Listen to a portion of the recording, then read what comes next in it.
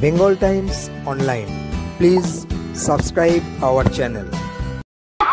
তৃণমূলের party office থেকে উত্তম সাজা আমরা গিয়ে বলছে যে পার্টি অফিস চলে এসো রাত 12টায়, আর তারপরে সেখানে সুজিত বসু, পার্থ ভৌমিক, রাজীব কুমার, লীনা গঙ্গোপাধ্যায় এরা গোটা সন্দেশখালী ঘুরে বেরিয়ে এসে বলছে যে সন্দেশখালীতে সব চঙ্গাসি, সব ঠিক है, सब ठीक है। যদি তোমার বাড়ির মেয়ে ছেলেকে, তোমার বাড়ির বউকে, তোমার বাড়ির মাকে, তোমার বাড়ির মেয়েকে, তোমার বাড়ির বোনকে তৃণমূলের পার্টি অফিস রাত 12টায় ডেকে আর ভোর 5টায় যদি ছেড়ে দিত, তোমরা অম্লান বদনে দাঁত কেলানো মুখে বলতে পারতে তো যে সব ঠিক আছে? যার উপর দিয়ে যায় সেই বোঝে আমাদের কাজ আক্রান্ত, আমাদের পেটের ভাত আক্রান্ত। ভবিষ্যতে সৎ পথে মাথা উঁচু করে বেঁচে থাকার জন্য সৎ পথে একটা রোজগারের জায়গা পাবো কিনা সেইটাও আক্রান্ত। কাল আপনি বুঝ দিতে পারবেন না পশ্চিমবঙ্গের বেকার ছেলে মেয়েদেরকে যে কেন তোরা বালি পাচার, মাটি পাচার, ভোট লুটে, পঞ্চায়েতের টাকা লুটে, আবাস যোজনার ঘর লুটে পয়সাতে তোরা কেন নাম লেখাচ্ছিস। আমার চোখের সামনে যদি আমার বাবা অসুস্থ থাকে আর 2 পাতা ওষুধ যদি না পায়, আমার চোখের সামনে আমার মায়ের যেদিকে খুঁটটা গোজে কোমরে সেই দিকটা ছিঁড়ে গেছে আর আঁচলের দিকটা ঠিক আছে, তো আমার মা এখন আঁচলের দিকটা খুঁট করে গুজে নিয়ে আর ছেঁড়া যেদিকে খুঁটটা গুজতো সেই দিকটা এখন পিঠে আঁচল করে ছিঁড়ে পড়ে থাকে।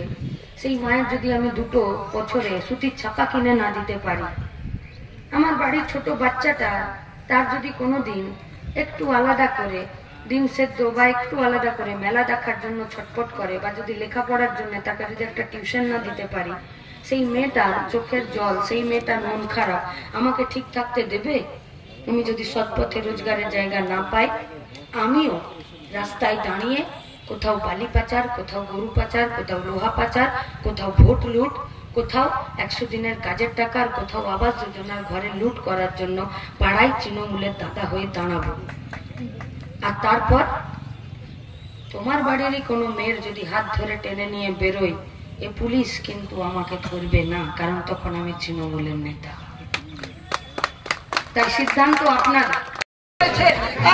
নির্বাচনের সার্টিফিকেট, জয়ের সার্টিফিকেট ধরে বলছে তুমি মেয়ে যাও নাকি তুমি জয়ের সার্টিফিকেট চাও। সেদিন অঙ্কিতা তার স্ট্যামিনা রেখেছে, তার সাহস দেখিয়েছে, তাকে গুডনিস জানায়, তাকে লাল সেলাম জানায়।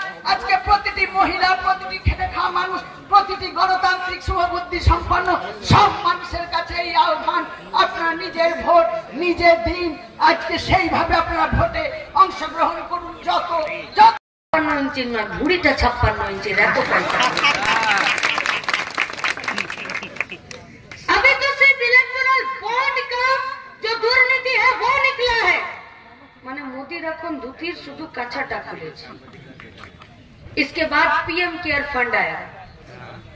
যে पीएम केयर फंडে করোনার সময় গুচ্ছের বড় লোক, গরিব মানুষ, ভারতবর্ষের বিভিন্ন সংস্থা তাদেরকে টাকা দিয়েছিল যে করোনার সাথে লড়ো। করোনার সাথে লড়ো মানে শুধু ভ্যাকসিন তৈরি করতে পয়সা দেয়নি। করোনার সাথে লড়ো মানে গরিব মানুষ কাজ বন্ধ আছে তাকে খেতে দাও। করোনার সাথে লড়ো মানে যার বাড়িতে রেশন পৌঁছাচ্ছে না তাকে রেশন দাও। করোনার সাথে লড়ো মানে যে বাড়ির লোকটা হসপিটাল যেতে পারছে না তার বাড়িতে ডাক্তার পাঠাও।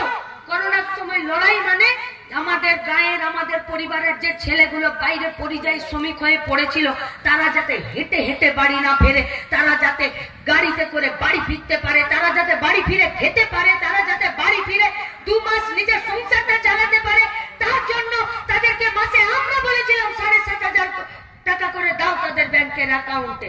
কিন্তু মোदी बोलो कि ये फंड का कोई हिसाब देश का जनता नहीं ले सकता। क्यों? क्योंकि ये कोई सरकारी फंड नहीं है। तो पीएम केयर এর প্রধানমন্ত্রীর নামটা কি তোমার বাবা তোমাকে দিয়েছিল? ওটা তো দেশের মানুষের নাম। তুমি অসুস্থ